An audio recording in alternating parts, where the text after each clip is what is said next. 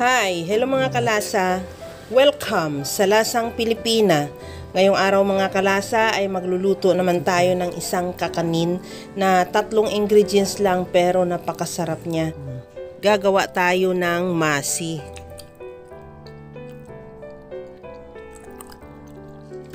Mayroon na ako ditong dinurog na mani. Maglagay lang ako siguro mga 4 tablespoon lang. At lagyan ko rin ng 2 tablespoon na brown sugar. At ihalo at isit aside muna natin yan.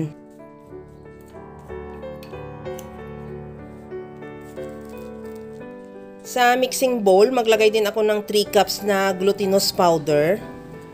At lagyan ko rin ng tubig na unti-unti ko lang siya nilalagyan at ihalo hanggang sa naubos ko rin din naman yung 1 cup na tubig. At ihalo mo lang din hanggang sa makuha mo lang din yung tamang consistency ng dough, na kailangan yung dough mo ay hindi siya basa at hindi rin siya dry. Habang ginagawa ko yan mga kalasa, kung bago ka pa lang sa aking channel, welcome! At huwag kalimutan mag-subscribe at i-click ang bell button para sa mga notification. At kung dati ka pa, welcome back at i-follow mo na rin ako sa aking Facebook page Lasang Pilipina. Okay na tong ating dough. Bibilugin ko na lang din yan. Gamitan ko yan ng 1 tablespoon na scoop.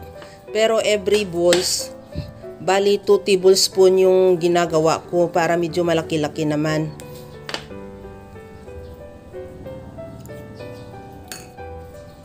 Kagaya lang din sa nakikita mo sa video, binibilog ko lang siya at i-flatten ng kaunti at lagyan ko ng butas sa gitna. Kagaya lang yan sa ginagawa ko at lagyan ko na rin yan ng mani na mixture natin. At isara, kagaya lang sa nakikita mo sa video, ganyan lang din ang ginagawa ko. Hanggang sa maubos ko lang din gawa yung dough.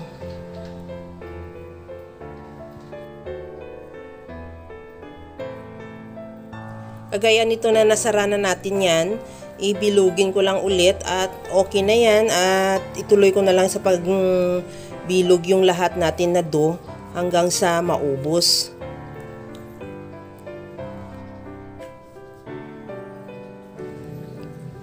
Mayroon na rin akong napakulong tubig. Ilagay na lang natin yung ating nabilog na namasi at antayin na lang yan na lumutang. Pagkalutang yan, ibig sabihin luto na yan.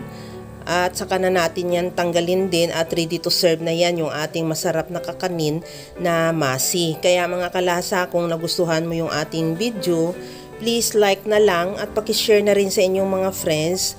At kung bago ka pa lang sa aking channel, subscribe na at i-click mo na rin ang bell button para sa mga notification. Kagaya nito na nakalutang na sila lahat, ibig sabihin luto na yan. Tanggalin na lang natin yan at ilagay na rin sa ating serving plate. Kaya mga kalasa, gawa ka na rin dahil alam ko kayang-kaya mo rin itong gawin dahil sa sobrang simple at napakadali niya lang lutuin at pwede rin siya gawing pang negosyo kung madiskarte ka rin at ready to serve na yan. Kaya tikman na rin natin. Tingnan mo mga kalasa, napaka-chewy niya. Medyo mainit pa siya pero talagang ang chewy at ang sarap niya talaga. Masabi mo talagang napakasimple at murang halaga lang nakakanin.